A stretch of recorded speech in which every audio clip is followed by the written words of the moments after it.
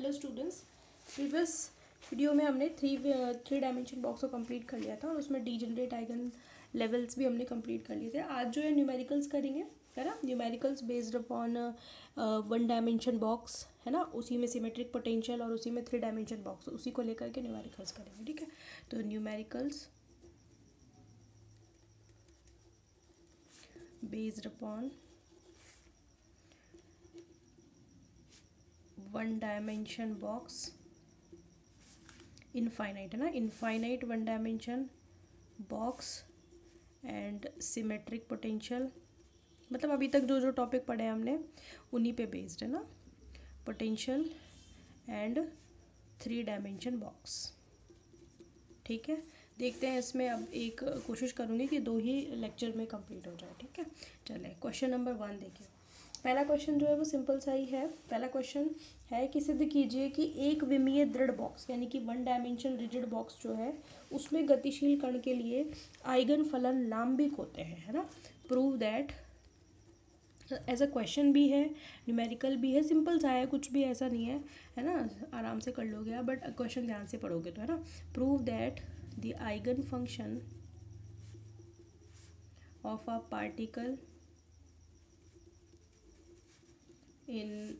Particle moving in, है ना, moving in one dimension box are orthogonal,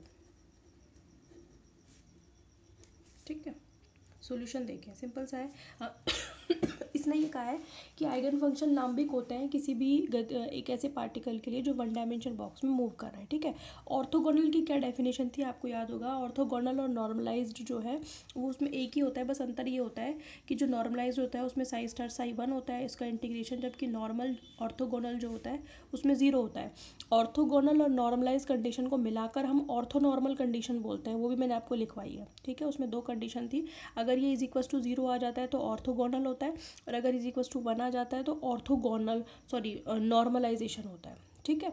तो इसको अब मैंने क्रोनिकल डेल्टा की फॉर्म में बताया था और वहाँ पे उस कंडीशन को ऑर्थोनॉर्मल कंडीशन कहा था। आपको याद होगा, आप जाना प्रीवियस उसमें आपने नोट्स में जाना, वहाँ आपको दिख जाएगा, ठीक है। तो ऑर्थोगोनल वर्ड का मतलब है कि आपको ये Sai star psi d x की वैल्यू 0 करनी है। अब बात ये आती है कि कौन सा साई, क्वेश्चन में खुद ही कह रहा है वो एक ऐसा आइगन फंक्शन जिसमें पार्टिकल जो है कहाँ मूव कर रहा है, वन डायमेंशन बॉक्स में, और पार्टिकल वन डायमेंशन बॉक्स में मूव करता है तो उसका जो फंक्शन होता है आइगन फंक्शन वो क्या होता है, ठीक है। एज वी नो, याद भी होना चाहिए, ज़्यादा टाइम नहीं हुआ है हमें पढ़े हुए। As we know the eigen function for the particle moving in one dimension rigid box क्या होता है। साई साई हमने पढ़ा था √2/a साइन n πx/a, ठीक है। जहाँ n बराबर 1 2 3, मतलब जो सबसे पहला टॉपिक पढ़ा था हमने, ठीक है, जिसमें इसमें सिमेट्रिक पोटेंशियल का कहीं जिक्र नहीं है। दैट मीन्स कि पार्टिकल की बाउंड्री 0 से a के बीच में है। समझ में आ गया आपको। तो साई के लिए हमने ये निकाला हुआ है √2/a साइन n, यही आइगन फंक्शन है। अब इसने ये नहीं कहा कि वो ग्राउंड स्टेट में है कि फर्स्ट एक्साइटेड स्टेट में है कि सेकेंड एक्साइटेड स्टेट में। अगर ग्राउंड स्टेट होती तो हम यहाँ n बराबर 1 रखते। अगर वो कहता फर्स्ट एक्साइटेड स्टेट है तो n बराबर 2 लिखते। जब वो कहता सेकेंड एक्साइटेड स्टेट है तो हम 3 लिखते। समझ में आ रही बात आपको। तो ग्राउंड स्टेट होगी 1 पर, फिर होगी फर्स्ट एक्साइटेड स्टेट n बराबर 2 पर, फिर n इज इक्वल टू 3 पर second excited state and so on. तो आप देख लेना, अब इसने ऐसा नहीं कहा कि कौन सी स्टेट में है, बस इसने कहा कि आइगन फंक्शन है। दैट मीन्स कि आपको eigen function nth eigen function लेना है। समझ में आ गई। इसको आपको ऑर्थोगोनल प्रूव करना है, कुछ नहीं। अब इसका Sai star psi d x जो है लिमिट ले लो 0 से a बॉक्स की, उसके बीच में इंटीग्रेट कर दो, 0 आना चाहिए। समझ में आ गई। अगर 0 आ जाता है तो आप क्या कहोगे कि ऐसा सिद्ध होता है कि वन डायमेंशन बॉक्स में जो पार्टिकल मूव करेगा उसका आइगन फंक्शन ऑर्थोगोनल होता है। बात समझ में आ गई, ठीक है। तो इंटीग्रेशन कर लेना आप यहाँ पे, ये कि √2/a इसका जो स्टार होगा यानी कि इसका जो कॉन्जुगेट होगा वो ये खुद होगा, तो दोनों मिलकर के 2/a बन जाएंगे। अंदर क्या आ जाएगा, sine square n πx/a dx is equal to 1, और लिमिट लगाएंगे आप कहाँ से कहाँ तक। बॉक्स की जो लिमिट है वो 0 से a के बीच है ना। इज इक्वल टू क्या आना चाहिए, 0 आना चाहिए, है ना। आना चाहिए। अभी तो आप इसको आगे प्रूव करना। 2/a 0 से a, इसको किस में लिखोगे, 1 - cos 2n πx/a dx, और एक 2 नीचे लगाओगे, 2 आएगा ना इसके नीचे, वो इससे कैंसिल हो जाएगा। इंटीग्रेट कर लेना इसको, इसकी वैल्यू क्या आएगी, 0 आएगी। आपको करना है, ये मैं नहीं करा रही हूँ, ठीक है भाई। तो इस तरीके से आपका ये जो वैल्यू आएगी वो कितनी आएगी, 0 आएगी, ठीक है। अच्छा, एक चीज़ और यहाँ पे कि ये आप जब ऑर्थोगोनल कंडीशन प्रूव करो तो इसको n और इसको m लेना है ना। इसका मतलब क्या है कि n और m बराबर नहीं है। मैंने आपको जहाँ ऑर्थोनॉर्मल कंडीशन पढ़ाई थी तो वहाँ पे बताया था कि अगर n इज इक्वल टू 1 है तो नॉर्मलाइजेशन कंडीशन प्रूव होती है, 1 आएगा। और अगर n और m बराबर नहीं है तो आपका क्या आएगा, 0 आएगा, ठीक है। अब देखना क्या करोगे आप, साई n तो क्या हो जाएगा, ये खुद हो जाएगा, है ना, ये साई एन हो गया। और साई एम क्या होगा, वो होगा √2/a sine m pi x by a और dx, ठीक है। हाँ, इससे नहीं होगा, मेरे से मिस्टेक हो गई। ये साई एम जो है आप यहाँ रखोगे तो एक तो ये वाला साइन आएगा, है ना, और एक कौन सा आएगा, m वाला आएगा, है ना। तो कौन सा आएगा, दूसरा वाला, ये आएगा आपका, ये लाइन ही मैं काट देती हूँ, है ना, शुरू से बता देती हूँ। तो साई एन स्टार, इसका स्टार लोगे तो ये खुद आएगा, और ये के साई एम, ठीक है। तो कितना आएगा, 2/a 0 से a sine n pi x by a sine m pi x by a dx, ठीक है। 2 अंदर ले लो, 2 साइन ए साइन बी का फॉर्मूला जानते हो ना, वो वाला लगाना अब आप यहाँ पे, ठीक है। तो आपका क्या आ जाएगा, हम यहाँ लिखेंगे since 2 sine A sine B क्या होता है, 2 साइन ए साइन बी होता है कॉस ए माइनस बी, है ना, और minus cos A plus B, ठीक है। इसको रखना आप यहाँ पे, तो क्या आएगा, 2 तो हट गया, 1/a, है ना। अंदर क्या आएगा, कॉस ए माइनस बी मतलब n minus M pi X by A minus cos n plus M pi X by A और dx। अब इंटीग्रेशन करना है इसका 0 से a के बीच, समझ में आ गई। आप लिमिट विमिट रखोगे ना तो ये सब आएगा 0, समझ में आ गई। तो ध्यान रखना, जब नॉर्मलाइजेशन कंडीशन प्रूव करोगे ना तो दोनों फंक्शन सेम है, मतलब n और m बराबर होंगे, 1 आएगा। और जब n और m दोनों फंक्शन बराबर नहीं होंगे तो ये 0 आएगा, समझ में आ गई बात, कर लेना इसको, है ना, ठीक है। इसके बाद आता है नेक्स्ट, आपका नेक्स्ट क्वेश्चन आया हुआ है एग्जाम में कि एक विमीय बॉक्स में गतिशील कण की स्थिति का प्रत्याशा मान ज्ञात कीजिए। अब प्रत्याशा मान मैंने आपको जो चैप्टर है कौन सा इससे पहले का उसमें बताया, लेकिन इसने प्रत्याशा मान जो पूछा है ना वो किस में पूछा है, 1 डायमेंशन बॉक्स में, ठीक है। तो इसको कैसे करेंगे देखें, क्वेश्चन है find the expectation value of position of a particle। करना आप ही को है, इंटीग्रेशन वगैरह मैं नहीं बताऊंगी, बस मैं आपको कॉन्सेप्ट बताऊंगी। मूविंग इन 1 डायमेंशन बॉक्स, ठीक है। आपको ये बताना है कि एक्सपेक्टेशन वैल्यू क्या होती है। अब एक्सपेक्टेशन वैल्यू का क्या तरीका बताया था मैंने आपको, किसका बताना है, पोजीशन की एक्सपेक्टेशन बतानी है, expectation value of position. Expectation value के लिए क्या बताया था, Sai star x Sai star D, sorry, है ना, अपॉन क्या आता है, साई स्टार साई dx, यही आता है। ये डेफिनेशन थी जहाँ मैंने एक्सपेक्टेशन वैल्यू बताई थी, साई स्टार एक्स साई, है ना, और साथ में dx और नीचे साई स्टार साई, ठीक है।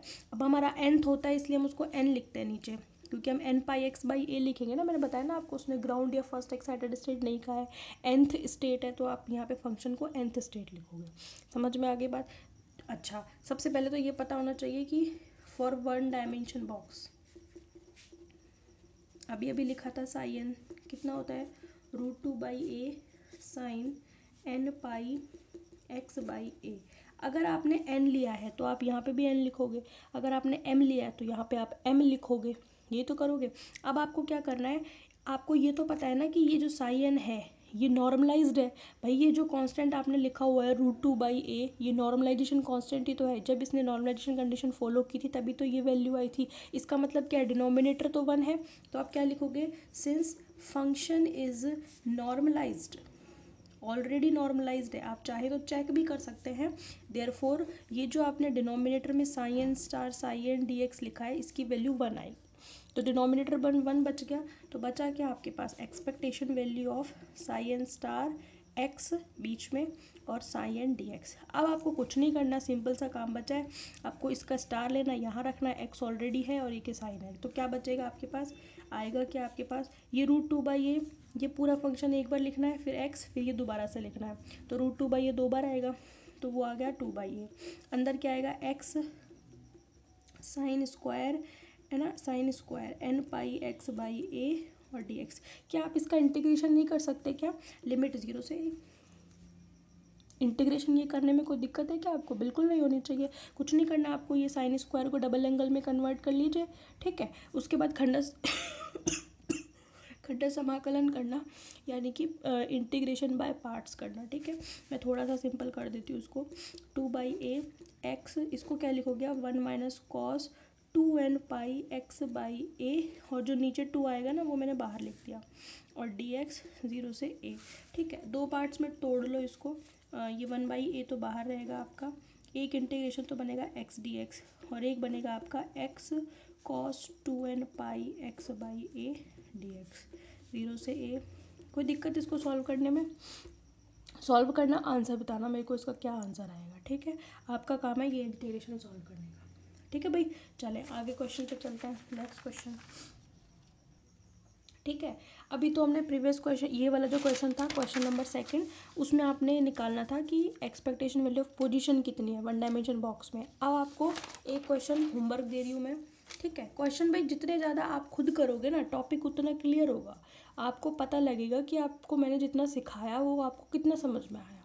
तो जो जो होमवर्क मैं दे रही हूँ ना, तो मेरी आपसे गुजारिश है कि आप वो होमवर्क तो पूरा करो, ठीक है। फिर आपको अब तो खूब टाइम रहता होगा, अब तो आप कॉलेज वॉलेज भी नहीं जाते हो, तो आपके बुक के पीछे क्वेश्चन है सारे कर लो, कोई दिक्कत थोड़ी है। आपके सॉल्यूशन भी उसमें लिखे हुए हैं, अगर कोई सॉल्यूशन नहीं समझ में आता, कुछ नहीं होता, तो आप मेरे से पूछो। कम से कम वो भी नहीं करो आप, तो जितना मैं बोल रही हूँ उतना तो आप कम से कम कर ही लिया करो। जितने क्वेश्चन मैं करने के लिए देती हूँ, कुछ की हिंट देती हूँ तो छोड़ देती हूँ कि आप आगे करो, तो वो करना आपकी जिम्मेदारी है। कुछ मैं अलग से होमवर्क देती हूँ तो वो भी आप क्या करो, ठीक है। तो ये क्वेश्चन नंबर 3 है आपका। पिछले क्वेश्चन में हमने निकाला था पोजीशन का एक्सपेक्टेशन वैल्यू, आपको अब निकालना है मोमेंटम का, यानी कि determine the expectation value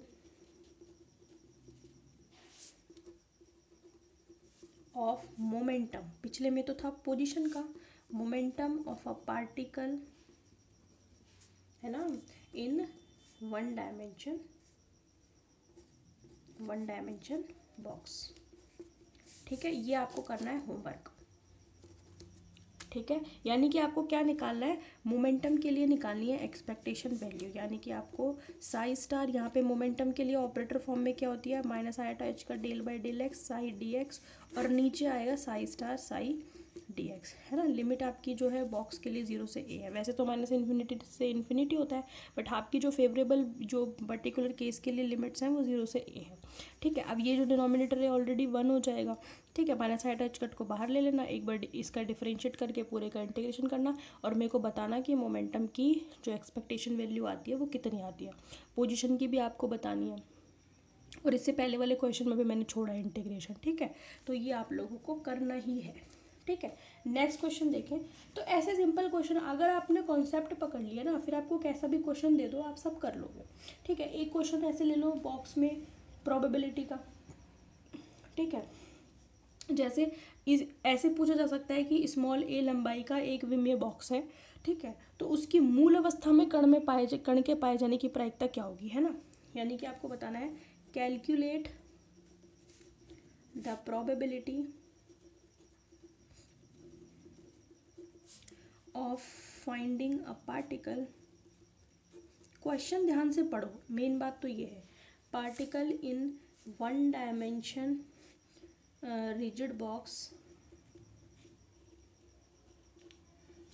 of length small a in ground state। उसने पूछा है कि पार्टिकल के ग्राउंड स्टेट में रहने की प्रायिकता को ज्ञात करो, वो भी किस में, वन डायमेंशन बॉक्स में। तो हिंट दे रही हूँ, करना आप ही को है, ठीक है। अदरवाइज कोई लिमिट तो है नहीं, कितना भी करवा लो, न्यूमेरिकल्स की लिमिट नहीं है। तो आप ध्यान दो, क्या मैं हिंट दे रही हूँ, क्या मैं बोल रही हूँ, क्या मैं समझा रही हूँ, क्या मैं होमवर्क दे रही हूँ, इन सब चीज़ों पे ध्यान दें। फिर जितना ज़्यादा आप अपने हाथों से खुद करोगे ना वो बेस्ट है। नहीं आता तो मैं मना थोड़ी ना कर रही हूँ, आप मेरे को कमेंट करो, जिसके आंसर आ रहे हैं वो भी कमेंट करो, जिसके आंसर नहीं आ रहे हैं वो भी कमेंट करो, फिर मैं सॉल्यूशन दूंगी। लेकिन मुझे लगना चाहिए कि बच्चे कर रहे हैं, ये नहीं कि बस मैं कर रही हूँ और आप लोग पता नहीं कर रहे हो कि नहीं कर रहे हो, तो फिर ऐसे मज़ा नहीं आएगा। ठीक है, तो आप लोग भी अपनी तरफ से करो, जितना ज़्यादा हो सके। आपको मेरी मेरी ज़रूरत उतनी कम से कम पढ़नी चाहिए। ठीक है, बाकी तो अगर पढ़ती है तो मैं हुई। ठीक है, तो आपको क्वेश्चन समझ में आया। आपको प्रोबेबिलिटी फाइंड आउट करनी है कि पार्टिकल ग्राउंड स्टेट में कितना रहेगा, उसकी प्रायिकता ज्ञात करो। सबसे पहले तो पता होनी चाहिए ground state in one dimension box क्या होती है। वैसे साइन एन के लिए क्या होती है, √2/a साइन n π(x/a) है ना, ये होती है ग्राउंड स्टेट। ग्राउंड स्टेट क्या होगी, ग्राउंड स्टेट के लिए n बराबर 1 होगा, तो साई 1 कितना होगा, √2/a साइन π(x/a)। ठीक है, तो आपको क्या करना है, व्हाट इज़ द प्रोबेबिलिटी का क्या फॉर्मूला होता है, x1 से x2 तक, है ना, और साई 1 का स्क्वायर और dx, ये तो प्रोबेबिलिटी होती है ग्राउंड स्टेट में, इसलिए हमने मॉड साई 1 का स्क्वायर। x1 कितनी है, बॉक्स की लिमिट क्या है, a लेंथ की बोली है उसने, स्मॉल a लेंथ, है ना, तो 0 से a, इसका स्क्वायर कर दो 2/a साइन स्क्वायर π(x/a), किसका, ग्राउंड। अगर वो कहता कि फर्स्ट एक्साइटेड स्टेट में होने की प्रायिकता ज्ञात कीजिए, आप करना इस क्वेश्चन को, यानी कि calculate the probability of finding a particle in one dimension box of length a in first excited state. First excited state होती तो आप n बराबर 2 रख देते, यहाँ पे 2 आ जाता, लिमिट वही रहती। अब इंटीग्रेशन सॉल्व कर लेना, देख लेना कितनी प्रोबेबिलिटी आ रही है, इसको भी कमेंट करना। हर एक क्वेश्चन जो दिए हैं उसके आंसर मुझे कमेंट में आने चाहिए, मुझे लगेगा कि आप लोगों ने किया है। जिसको नहीं समझ में आया वो भी कमेंट करना, जिससे हो रहा है वो भी कर रहा, तभी मुझे पता चलेगा ना कि आप कर रहे हो, तो ही सोल्यूशन दूंगे, नहीं तो एक के भी सोल्यूशन नहीं दूंगी, ये ध्यान रखना। समझ में आ गई बात आपको।